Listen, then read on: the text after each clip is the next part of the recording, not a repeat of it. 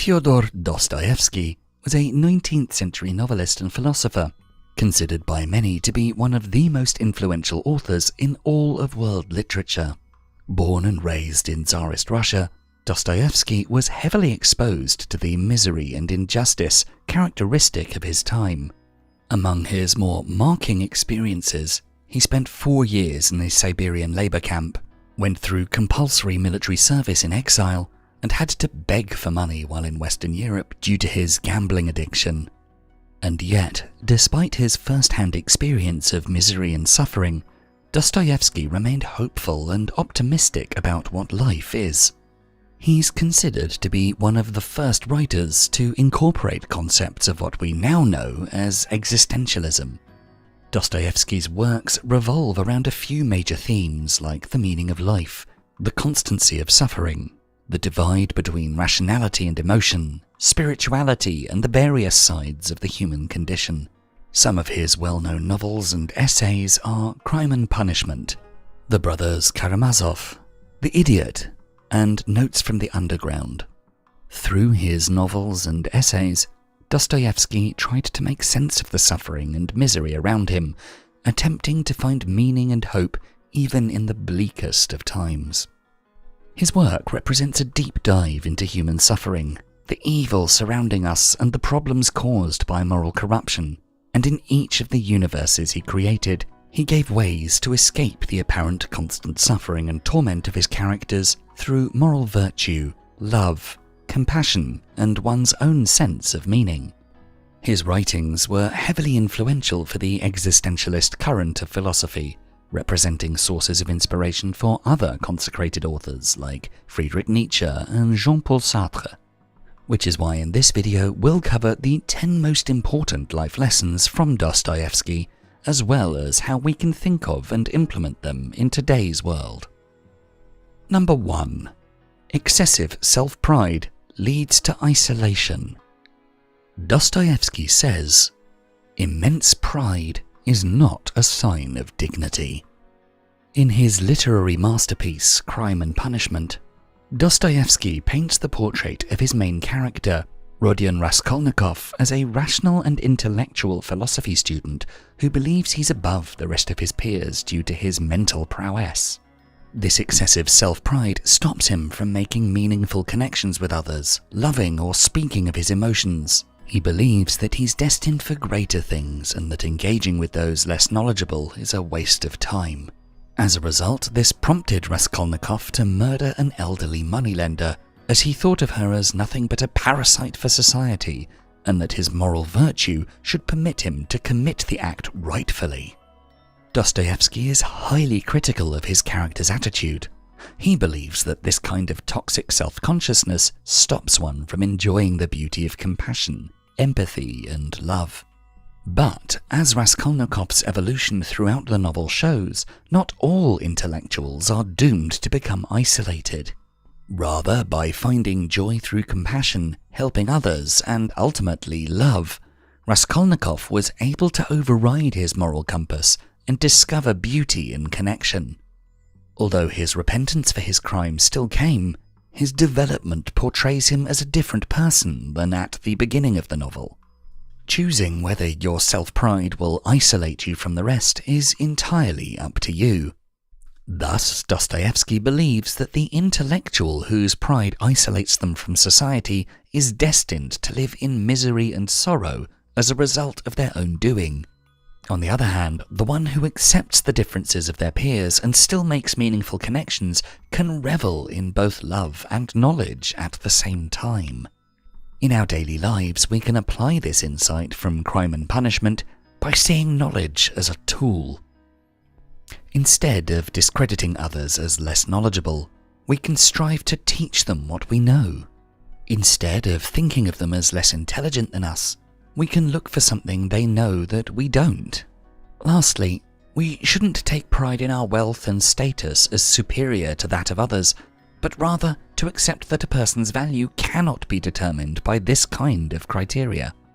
Dostoevsky's bottom line is that rationality alone doesn't decide the worth of a person, and that compassion and love are much more important in guiding our social lives. In the end, we're all humans, and we should all treat each other with respect and empathy, and not think of others as lesser than us. Number 2. Be better for yourself, not for other people.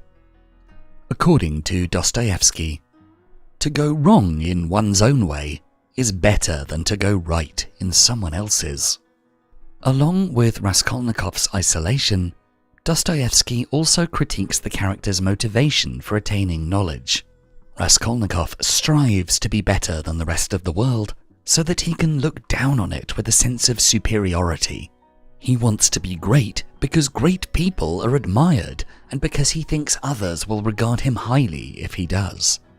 Raskolnikov's attitude is highly superficial and materialistic, although he's not aware of this until the latter part of the novel. Dostoevsky is highly critical of this attitude, as his view on self-growth is centered around developing oneself for one's own happiness and discovery of life. Friedrich Nietzsche, drawing inspiration from Dostoevsky's work, developed this critique into his concept of the Übermensch.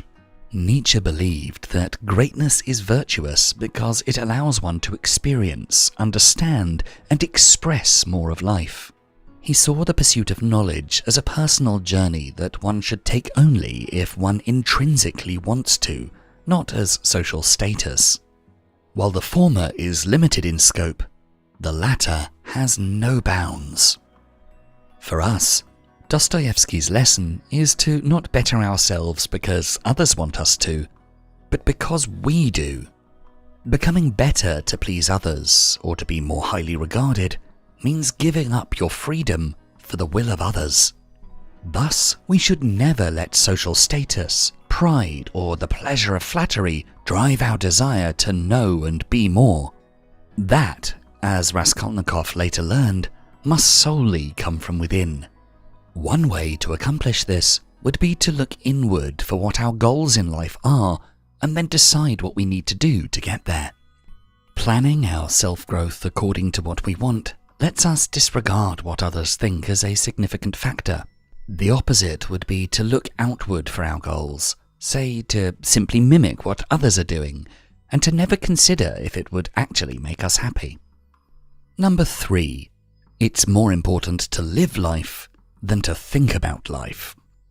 To quote Dostoevsky, the wisest of all, in my opinion, is he who can, if only once a month, call himself a fool.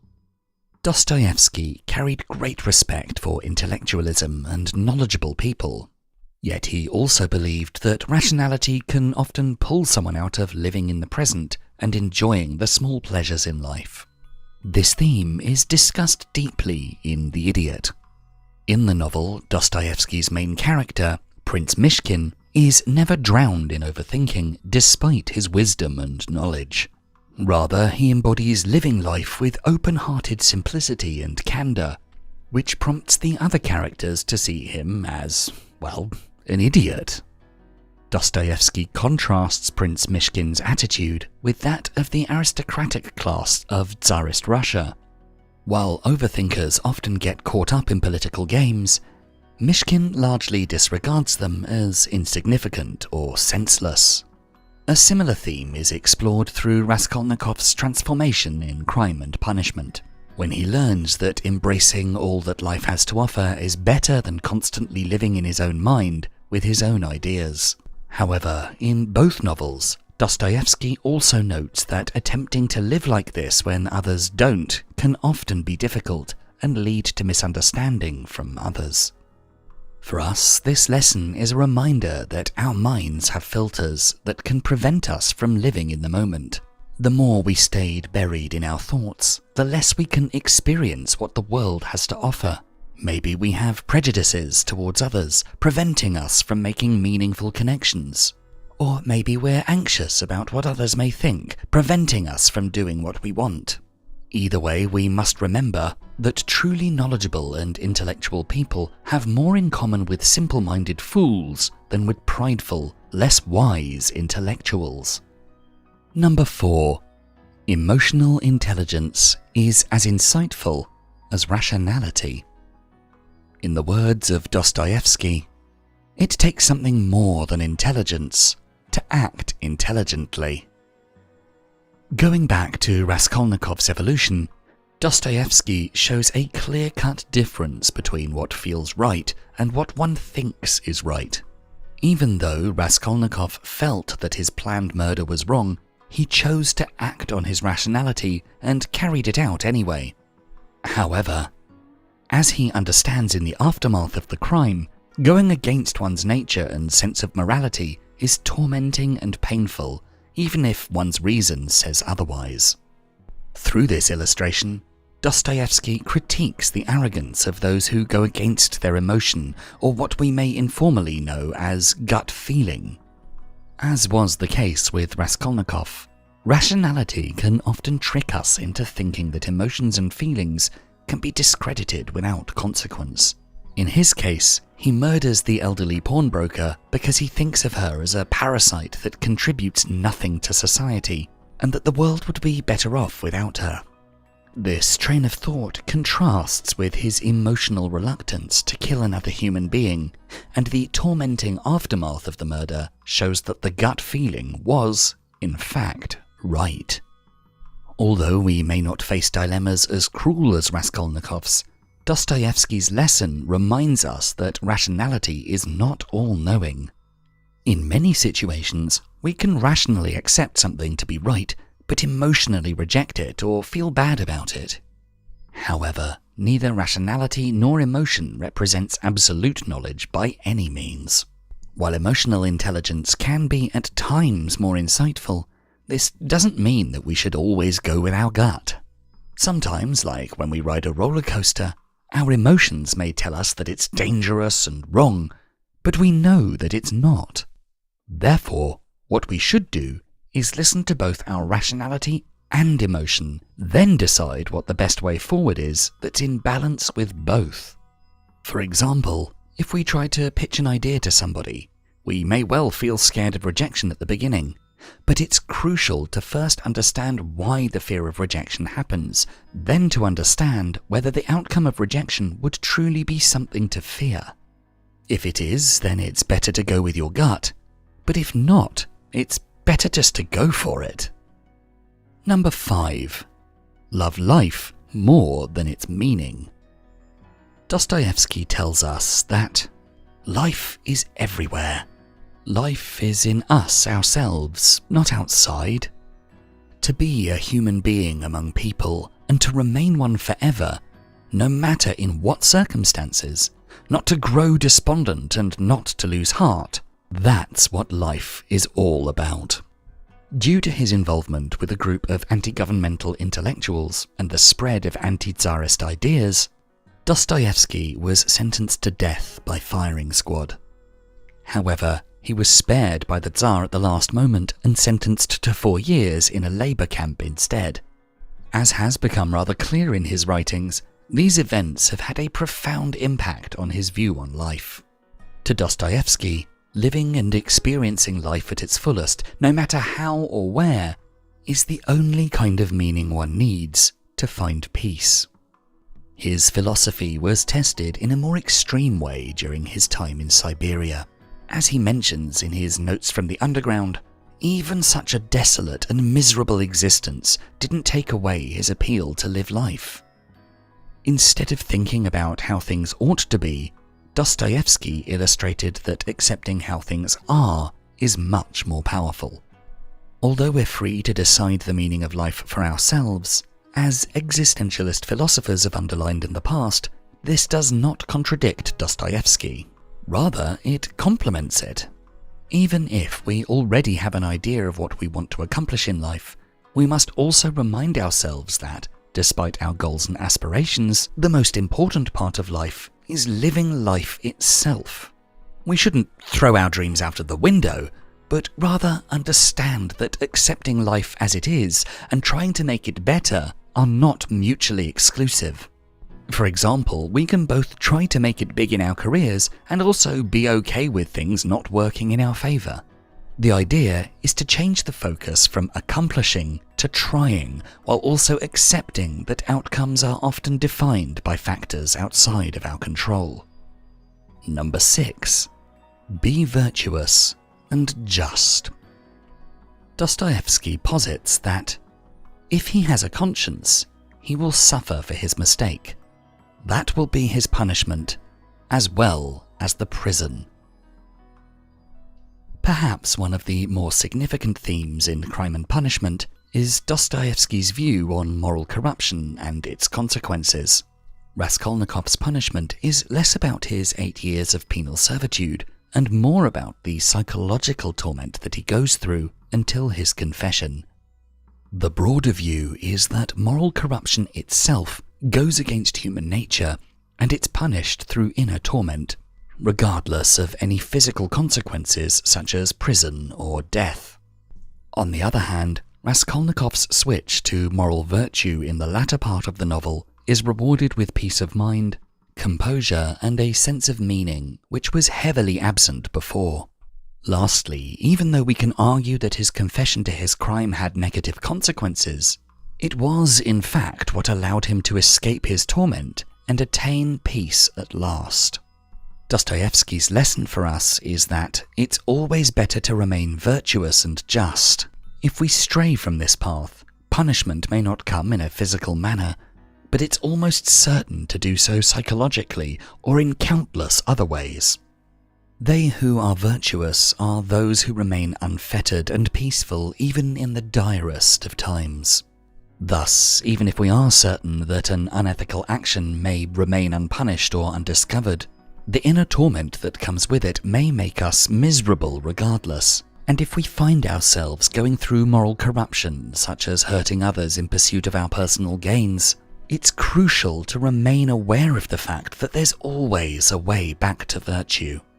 It may require courage, determination, and a will to change, but it is possible nevertheless, even for individuals as corrupted as Raskolnikov. Number 7. Fight evil with love and compassion. Dostoevsky wrote, "I will not and cannot believe that evil is the normal condition of mankind." In Dostoevsky's documentation of his time spent in the labor camps of Siberia, Notes from the Underground, he extensively tackles the problem of human nature. More concisely, he argues that evil is something present in all of us, something that can manifest through many shapes and forms. Addiction, self-torment, pride, ignorance, and the like. Exposed to the misery caused by human hands in Tsarist Russia, Dostoevsky realizes that evil is a dormant gene of human nature, awakened when one strays away from moral virtue and, in his case, God. As a consequence, the default state of the human condition is, in fact, evil and corruption. To become or remain a good person implies actively suppressing the desire to wrong others, to be unethical, or to only pursue your own interest. This is why, in Dostoevsky's corpus, compassion and empathy are often regarded as moral virtues, because they represent salvation from the evil embedded in the human condition. What we can extrapolate from this idea is that being good means carrying a constant fight against our inherent inclination towards evil. It will always be more difficult to be respectful rather than judgmental, compassionate rather than ignorant, or loving rather than hateful. And to remain on the path of moral virtue means to constantly remind ourselves to do the right thing and to never let ourselves slip into doing things mindlessly on autopilot. The more aware we remain of the problem of evil in the human condition, the better our chances of being different and living life to its fullest. Number 8. Moral freedom is no freedom at all. Dostoevsky considers the idea that if there is no God, everything is permitted. Dostoevsky's novel The Brothers Karamazov is a fantastic exploration of the role and philosophy of religion in society. Among the three brothers, the young skeptic Ivan, opposed to the idea that divinity truly exists, says that the role of God is rather to establish a basis for moral order. By holding the belief that a deity exists to punish evil and reward virtue, a person has an external reason to behave morally and not allow the fundamental evil of the human condition to take over. Ivan's rejection of God was purely logical and rational, leading to inner torment and despair that crippled the character throughout the novel. The reason for Ivan's tormenting skepticism is that, in the absence of a divine moral regulation, this external reason disappears and everything is permitted, allowing humans to take the role of God into their own hands. Absolute moral freedom leads to ideas and beliefs that can and will take the freedom of others away. In order for all to have and enjoy moral freedom, in Dostoevsky's view, a belief such as God is necessary to keep order and peace. What we can adopt from this idea is that freedom can never be absolute. Without limitations or a system to enforce those limitations, the risk of trampling over the freedom of others or of descending into moral corruption is always present. Although Dostoevsky was a believer until his last moments, the lesson should not be as rigid as for all to become religious. Rather, any moral compass like spirituality or philosophy that allows us to both be free and not be tempted to restrict the freedom of others would be appropriate. In the end, without good and evil, there can never be virtue, and without virtue, there can never be meaning. Number 9. Compassion and love can break alienation. Dostoevsky believed that compassion is the chief law of human existence. Although less developed than in The Brothers Karamazov, the theme of absolute moral freedom is also present in Crime and Punishment through the ideas of Raskolnikov before the murder. Because he considers himself above most of society, he believes that it's permissible, if not imperative, for him to rid the world of those that don't aid its development. In the former, Dostoevsky encourages each and every person to define their escape from alienation, even if they don't identify with organized religion or currents of philosophy. But in the latter, he pushes more towards compassion and love as the solution, finding salvation the same way Raskolnikov did. More concretely, even though we're free to define what the meaning of life is, love and care for others are universally virtuous values in Dostoevsky's perception. Alienation, as presented by Raskolnikov's journey, is not only about not making connections with others, but also about being unable to formulate meaning. In the absence of regard and compassion for others, Raskolnikov, but also Ivan Karamazov, were left in a solitary universe of cold reason and nihilism, where nothing other than the self mattered. However, by loving and being compassionate, both characters understood that there's more to life than the self, and it is this expansion of their worldviews that allowed them to find peace and meaning at last. For us, Dostoevsky's idea is imperative to build meaningful connections with others and cherish these connections as much as possible. In reality, nobody knows why we're here or what grand purpose there is to life, only that we're all in the same boat. We're all here together, each searching for our own meaning, and we should value togetherness and closeness to others as the only certainty we have in an uncertain universe. Number 10. Learn to enjoy suffering. In our final quote from Dostoevsky for this video, he says, "Pain and suffering are always inevitable for a large intelligence and a deep heart. The really great men must, I think, have great sadness on earth." Dostoevsky's experience in life has always revolved around misery and suffering. From his time in Siberia to the tragic evolution of his characters, suffering appears to be a constant element of his narrative universe. For this reason, the theme that's most present in all of his works is that suffering is and always will be part of the human experience. Regardless of whether you're a young philosophy student who commits a murder, a skeptic of faith in God, or a prisoner in a labor camp, suffering is something that you must confront at one point or another. And in each of his works, Dostoevsky encourages us to enjoy suffering as part of the experience of life. Suffering through pain, torment, misery, or poverty is an experience that makes us feel alive, and which prompts an unknowingly powerful desire to keep on living. His realization after being spared by the Tsar was that life itself is the meaning of life. And if this includes suffering, then so be it. After all, without suffering, we could never tell any emotion apart, as there'd be nothing to compare it with. Without moments of suffering, we wouldn't be able to enjoy moments of happiness and peace. Thus, it's mandatory for us to experience it. But to enjoy suffering means to enjoy and revel in the complexity of life, with whatever else it has in store for us. Suffering is and will always be a part of our everyday lives. Things don't always go according to plan, and we'll often find ourselves battling with feelings such as depression, grief, sorrow, pain, or misery. For Dostoevsky, this isn't a reason to give up on the experience of life, but rather to rejoice in the fact that we're human enough to experience such feelings. Moreover, suffering itself gives birth to another, much more powerful sentiment, that of hope. We must always hope that suffering will give way to pleasure, that things will get better, and that pain is only temporary, as is happiness.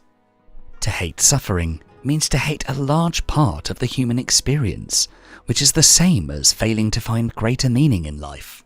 But if one learns to enjoy suffering and to treat it as just another stepping stone in their journey, then all shall be well, and all shall be worth it in the end.